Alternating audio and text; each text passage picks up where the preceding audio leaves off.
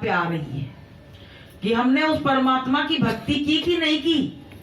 कभी इन पैरों से चल के सत्संग में गए कि नहीं गए? कभी हमने इस जबान से उस मालिक को याद किया कि नहीं किया? प्रश्न तो यहाँ उठ रहा है। तमाम बूढ़ी माताएं बहनें बेचारी डंडा लेके और तीसरी मंजिल पे चढ़ जाती हैं। किसके लिए? अपने आत्म कल्याण के लिए। आप बताइए, जो इतना करेगा उसको परमात्मा क्या कुछ देगा? नहीं। वो बहुत दयालु है। वो कहता है कि तू मेरे लिए अगर एक कदम चलेगा तो मैं तेरे लिए 100 कदम चलूंगा। बताइए, इतना देने के लिए तैयार है। तो प्रेमियों, हमको तुमको सुबह शाम उठ के परमात्मा का भजन कर लो, क्योंकि ये काल माया का देश है और काल बीन बीन के सबको मार के लिया जा रहा है। हर समय उसको भोजन की जरूरत रहती है। 1 लाख जीवों का आहार वो नित्य करता है। बताइए कैसे पूर्ति पड़ेगी? पूरी दुनिया में हाहाकार मची रहती है कि आज मेरे घर का वो उड़ गया, आज वो मेरे घर का चला गया, आज मेरा बेटा चला गया, मेरी बेटी चली गई।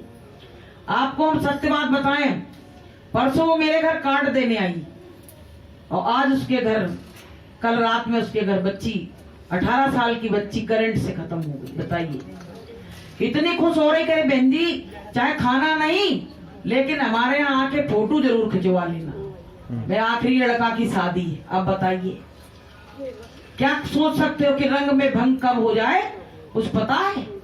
इसलिए प्रेमियों कि क्या भरोसा है इस जिंदगी का, क्या भरोसा है इस जिंदगी का, साथ देती नहीं है किसी का, साथ देती नहीं है किसी का। लोग मर जाएंगे चलते चलते, समा बुझ जाएगी जलते जलते। लोग मर जाएंगे चलते चलते, समा बुझ जाएगी जलते जलते। दम निकल जाएगा आदमी का, दम निकल जाएगा आदमी का, साथ देती नहीं है किसी का, साथ देती नहीं है किसी का। प्रेमियों, सबसे ज्यादा कोई दगेबाज है तो ये काया है। काया है, इसमें बुलावा आया नहीं कि काया के सब अंग काम करना बंद कर दिए। इस काया पे हम एक बार लड़ने भी गए, अहंकार भी बताया दुनिया वालों को, जाने कितने बार लोगों से लड़ाई हुई। इस काया के बल पे तो लड़े। अगर ये काया उस समय जर्जर हो गई होती तो कैसे लड़ते? तो कहा गया मत करे काया का गुमान, काया तो जल जाएगी। इसका गुमान नहीं करो। अगर तुम लंबे चौड़े हो गए, मोटे तगड़े हो गए, तो ये सोचो ये परमात्मा की देन है। इसके लिए नहीं हुए हो कि लड़ाई झगड़ा करो, गुंडागर्दी करो। बहुत लोग क्या करते हैं, कहते शरीर बनाना है। अब शरीर को तो बना लिया, बढ़िया खूब खवाया पिवाया माँ बाप ने बेचारे ने, जैसे तैसे लाके कि बच्चे को दूध पिलाओ, हम नहीं पिएंगे। और वही बच्चे ने क्या किया, जब जवान हो गया, तगड़ा हो गया, तो पिता को घूर घूर के देखने लगा, कहने लगा अब तो हम तुमसे बलवान हो गए, अगर तुमने जरा सा भी कुछ बोला तो हम तुम पे तुरंत अटैक कर देंगे। अब बताइए इस दिन के लिए खिलाया पिलाया था क्या? तो प्रेमियों, अज्ञानता में आदमी सब गलत काम कर रहा है। कहा गया कि जिनको सतगुरु मिल गए उनके ऊंचे भाग, और गुरु ज्ञान से धोइए और जन्म जन्म के दाग। कहते गुरु के ज्ञान से ये जन्म जन्म के जो दाग लगे हुए हैं इनको धो लो। पहले हम लोगों को कुछ आता था, अब ये गुरु महाराज का सत्संग सुन सुन के, सत्संग में आके अब थोड़ा सा तो समझ में कम से कम आने लगा क्या अच्छा है और क्या बुरा है, क्या भच्चे है क्या अभच्चे है, क्या हमको खाना चाहिए क्या नहीं खाना चाहिए। तो प्रेमियों, हम मनुष्य हैं, हमको क्या अधिकार है क्या नहीं है। देखो जानवर की जो भी बातें हैं लिखी नहीं जाती। शेर चाहे दिन में 100 शिकार कर डाले, उसका कुछ भी नहीं लिखा जाएगा। लेकिन इंसान ने अगर चींटी भी मार दी ना, तो उसका पूरा उसमें लिख गया कि तुम्हारे क्या आंखें नहीं थी, तुम्हारे बुद्धि विवेक नहीं था, तुमने नीचे चल के क्यों नहीं देखा। एक बार क्या हुआ, कृष्ण और अर्जुन जा रहे थे, तो भगवान कृष्ण ने कहा अर्जुन से, अर्जुन जरा देख के चलो नीचे, तुम तो ऊपर ही ऊपर जा रहे हो देखते हुए। तो अर्जुन ने कहा नीचे क्या देखें, कीड़े मकोड़े हैं। अरे बोले ये कीड़े मकोड़े नहीं है, ये कभी ब्रह्मा बने थे। बताइए, ये भी कभी ब्रह्मा बने थे, ये कीड़े मकोड़े नहीं है, इनको देख के चलो। तो प्रेमियों की कर्मन की गति न्यारी, उधो कर्मन की गति न्यारी। कर्म से ही इंसान ऊंचा उठ जाता है और कर्म से ही इंसान नीचा गिर जाता है। तो प्रेमियों, हमको तुमको अपने मालिक से लव लगा के अपना काम करो। यहाँ से रोज दुनिया से विदाई हो रही है। अब दूसरे का दुख अपना दुख समझो कि जिसका 25 साल का लड़का चला गया, उसके दिल पे क्या बीती होगी। मतलब उसका वर्णन इस मुख से कोई कर नहीं, मां नहीं कर सकती है, कोई नहीं कर सकती है। अब बताइए, उसके पीछे दिन और रात लगी रही, लेकिन जाते समय कुछ नहीं उसने सोचा कि हमारी माँ ने मेरे संग कितनी मेहनत की, क्या किया, और नाता पल भर में तोड़ के चले गए। कि हंसाए पिंजड़ा नहीं तेरा, हंसाए पिंजड़ा नहीं तेरा, कंकड़ चुने चुने महल बनाए, कंकड़ चुने चुने महल बनाए।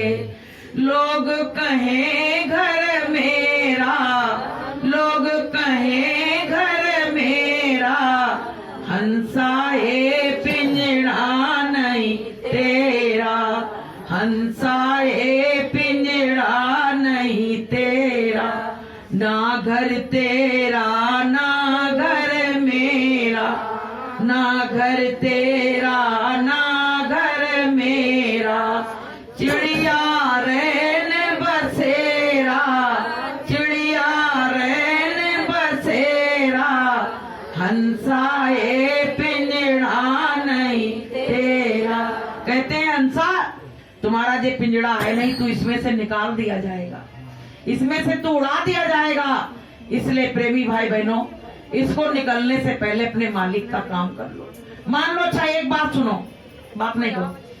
देखो, जैसे हमें अभी सब सुख है, तब हम भगवान पे लांछन लगा रहे हैं, अरे भगवान हमको गरीबी दे दी, हमको ये दे दिया, काम दे दिया, हमारे बीमारी, हम कैसे भजन करें। और जब जी इतना बड़ा दुख फट पड़ा, तब कौन भजन कर पाएगा, बताओ, कोई कर पाएगा।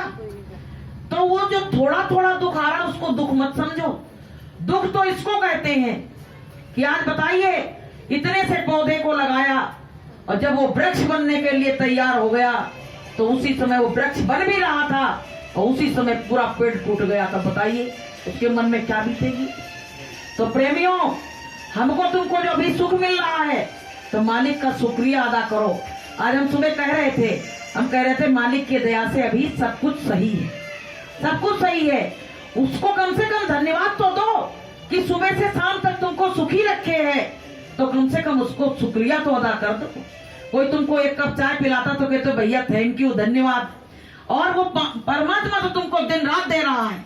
ये सांसें जो तुम लेते हो, अगर वो हम तुम सो जाते, अगर वो कहे हम भी सोए जा रहे हैं, अब सांसें हम नहीं चलने देंगे, तो पता क्या होगा, वो तो उठ जाएगा, लेकिन हम तुम सीधे मरघट पे पहुंचेंगे, क्योंकि बंद हो गई रात में सांसें, बंद हो गई। तो प्रेमियों, वो रात और दिन मेरी रखवाली कर रहा है, बताइए तो उसका कितना बड़ा कर्जा है मेरे ऊपर। हमको उतारना चाहिए कि नहीं उतारना चाहिए। उसको याद करके, उसको दया की भीख मांगो उसके आगे बैठ के कि गुरु महाराज हमको तुमने बहुत कुछ दिया है, मैं तेरा शुक्रिया किस जबान से अदा करूं। मेरी एक जबान है और तुम्हारे इतने उपकार हैं कि मुझे तूने मालिक बहुत कुछ दिया है, मुझे तूने मालिक बहुत कुछ दिया है, तेरा शुक्रिया है, तेरा शुक्रिया है। तेरा ही दिया मैंने खाया पिया है, तेरा ही दिया मैंने खाया पिया है, तेरा शुक्रिया है, तेरा शुक्रिया। तो उसको कम से कम शुक्रिया तो अदा कर दो। वो कहता मैं सबको सब कुछ देता हूँ और फिर भी लोग सुबह से शाम तक मेरे ऊपर लांछन लगाते रहते हैं। हर कोई यही कहता है भगवान तुमको ये मौत नहीं देनी चाहिए थी, तुमको इसको ये नहीं करना चाहिए, इतनी गरीबी नहीं देना चाहिए थी। लेकिन पता है वो सबके हिसाब से देता है। तुम जो वहां लिखा के लाए हो वही तुमको मिलेगा कि बोया पेड़ बबूल का तो आम कहां से होए। कैसे खाओगे? तुमने खेती तो बबूल के पेड़ की है और तुम कह रहे हो आम के मौसम में हमको आम मिल जाए, तो कैसे मिल जाएंगे? तो प्रेमियों, हम गुरु महाराज से देखो, गुरु महाराज ये तो संसार बहुत बड़ा है। जैसे भवसागर में हम डूब रहे हैं तो हमको कौन निकाल सकता है? हमको गुरु निकाल सकता है, कोई और नहीं निकाल सकता है, केवल गुरु निकाल सकता है। तो प्रेमियों, हमको गुरु का सहारा पकड़ लेना चाहिए। देखो, जो गुरु के किले में रहते हैं वो कभी फेल नहीं हो सकते, कभी गिर नहीं सकते। कहते हैं एक साधक और एक विधवा, इनको गुरु के किले में ही रहना चाहिए, इसके बाहर नहीं जाना चाहिए, नहीं तुमको लोग लूट लेंगे। जो हमारे अंदर जो 5 भूत बैठे हैं यही हमको लूट खाएंगे। तो गुरु के किले में रहने की जरूरत है। जो गुरु के वचन हैं उनको अपने गले में पहन लो, माला उनकी बना के, और कहो जब हमने हमारे गुरु ने कहा यहाँ जाना वहां जाना, जहाँ बताया वहां जाओ, बाकी अन्यत्र कहीं नहीं जाओ, नहीं तो पता है तुमको लोग दुनिया वाले लूट लेंगे, तुमको निबल समझ के, अबला समझ के और लूट लेंगे। और साधक के पीछे तो वैसे तमाम शक्तियां लगी हुई हैं कि इनकी शक्ति को गिरा दो और अपना बना लो। तो प्रेमियों, ये मानव जीवन मिला है, इसकी कदर करो। बड़ी मुश्किल से मिला है, जाने कितना रोए, बहुत चिल्लाए, तब हमको परमात्मा ने जो जीवन दिया। अब इस जीवन को पाके हम क्या कर रहे हैं? जो सत्संग में नहीं आ रहे हैं उनका जीवन बर्बाद जा रहा कि नहीं जा रहा है? जा रहा कि नहीं जा रहा प्रेमियों? और लेकिन जो सत्संग में आ रहे हैं तो कम से कम उनका जीवन अच्छा तो बन रहा है। कि मुझे अपना जीवन बनाना ना आया, मुझे अपना जीवन बनाना ना आया, रूठे गुरु को मनाना ना आया, रूठे गुरु को मनाना ना आया। भटकती रही दुनिया बालों के दर पर, भटकती रही दुनिया बालों के दर पर, रही पाप डोती में सारी उम्र भर, रही पाप डोती में सारी उम्र भर। जगत के प्रभु को मनाना न आया, जगत के प्रभु को मनाना न आया, मुझे अपना जीवन बनाना ना।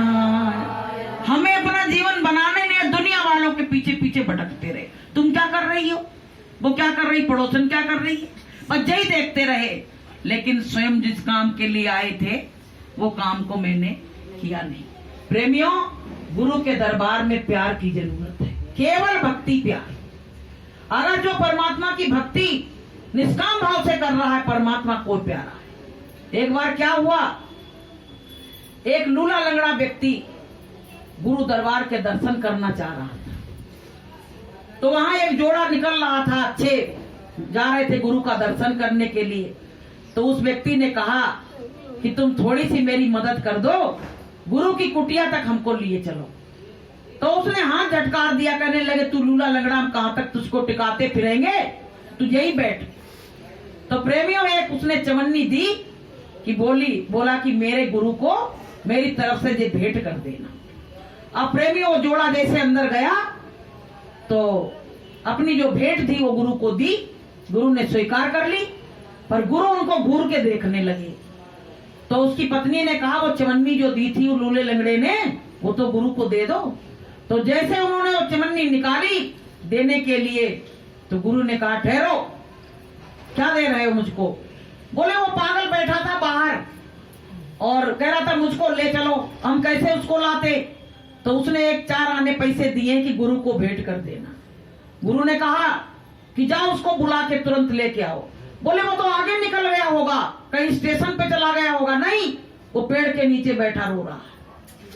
अब जब वो आए, जब वहां से वो लोग आए, देखा तो सही वाकई में वो परमात्मा के लिए बैठा और पेड़ के नीचे रो रहा। अब वहां देखो कि इतने नन्हे असुआ गिरे और उठ उठ चले दयाल, और नयन खोल देखे बाबरे और ले द्रग अंजन डाल।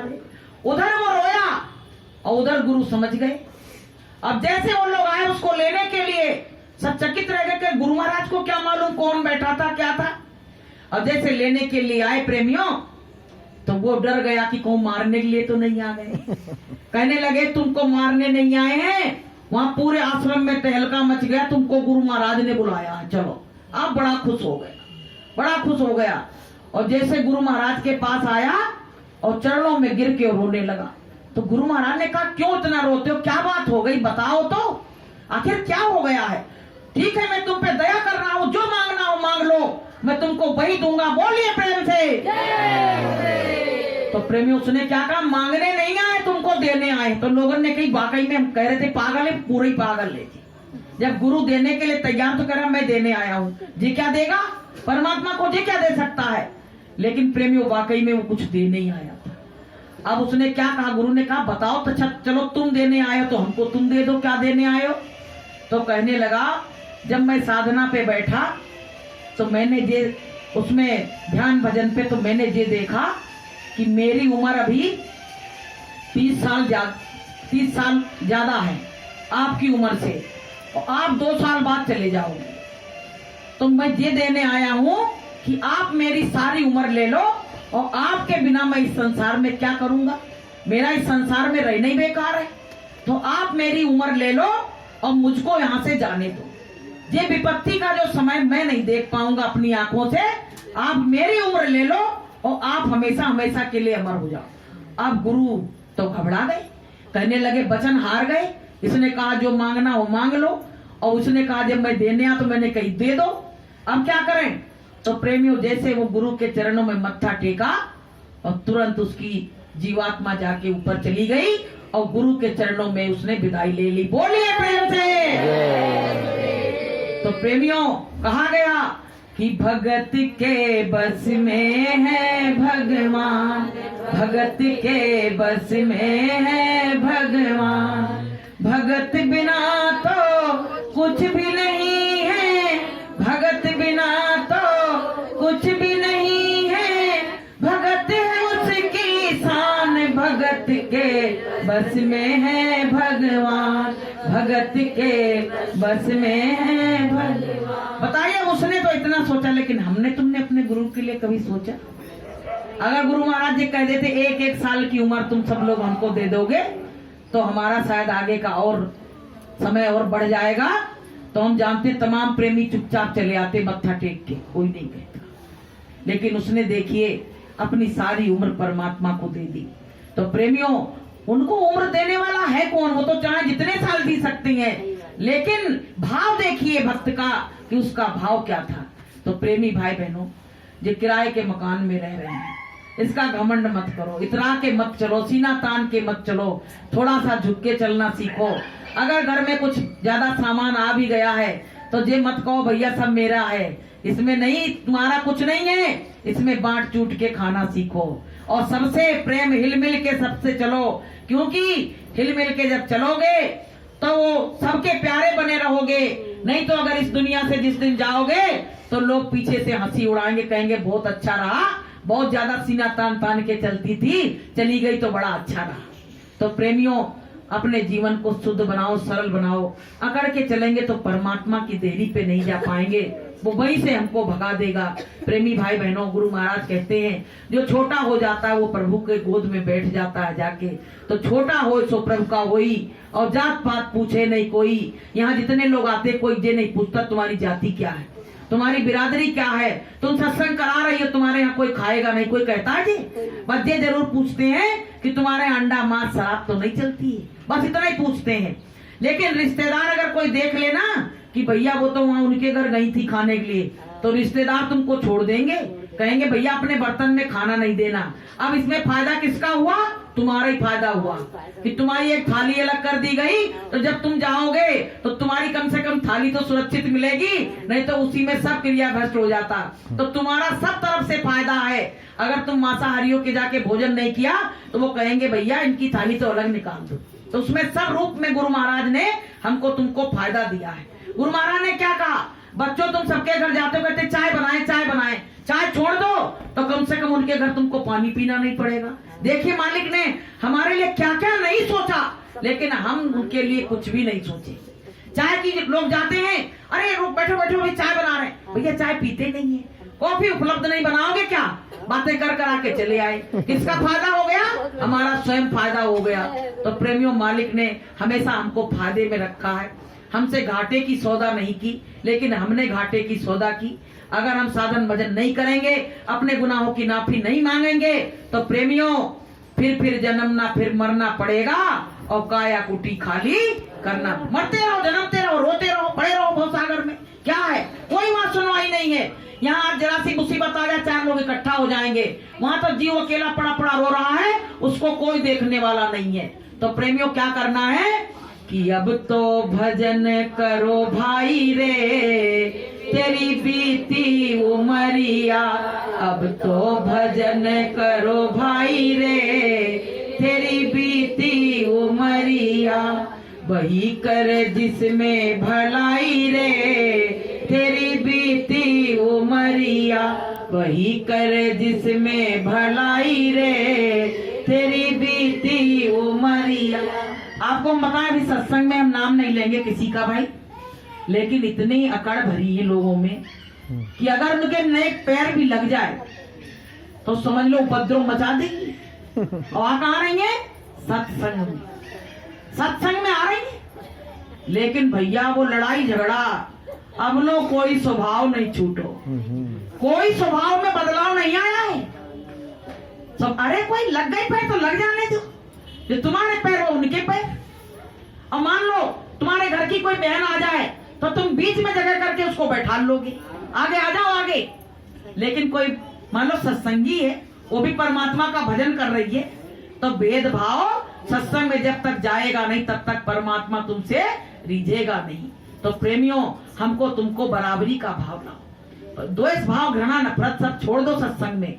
कि सत्संगत से प्यार करना सीखो जी, जीवन का उद्धार करना सीखो जी। सत्संगत से प्यार करना सीखो जी, जीवन का उद्धार करना सीखो जी। सत्संगत से प्यार करो सबसे। जे नहीं भैया बहन जी बोल रहे तो बहन जी से तुम अच्छे बोल आए, लेकिन औरन पे हम घूर घूर के देख रहे नहीं। वो सब गुरु महाराज के हैं, हम भी गुरु महाराज के, आप भी गुरु महाराज के, और सारी बहनें सब गुरु महाराज की हैं। और गुरु महाराज का जो भजन करता है वो गुरु महाराज का ही बन जाता। तो प्रेमियों, आज से आप लोग संकल्प लो कि जरा सा भी किसी से कोई बात हो जाए तो हम लड़ेंगे नहीं, झगड़ेंगे नहीं। और प्रसाद एक ही बार लेना, 4-4 बार जो प्रसाद लेते हैं वो गरीब हो जाते हैं। अब समय नहीं, मैं इसका आगे बताएंगे किसी दिन। तो प्रेमियों, हमको तुमको बड़े नियम धर्म से चलना है, तभी हम एक सत्संगी बन पाएंगे। आदर्श बन के हमको संसार में रहना है, तभी तो मेरे गुरु का नाम होगा, वरना गुरु का नाम हो नहीं सकता। गांव में गए तो लौकी तोड़ लाए, कद्दू तोड़ लाए, बाजरा ले आए, मेरे काका सब इकट्ठा करके गन्ना गए खेत में तो गन्ना ही तोड़ लाए। कहाँ का अच्छा काम कर रहे हो? गुरु महाराज ने कहा एक बार पता है, निगोहा में कार्यक्रम हुआ था, तो गुरु महाराज वहाँ बड़े आम लगे थे, बहुत आम, वहाँ लखनऊ की तरफ। तो गुरु महाराज ने कहा था मेरे बच्चे इतने ईमानदार हैं कि एक भी आम छू नहीं सकते। तो बताइए, मालिक ने जब इतना ईमानदार हमको बना दिया तो हमको करना चाहिए? हमको कभी नहीं करना चाहिए। तो बोलिए प्रेम से जय गुरुदेव। अब चलो आरती मान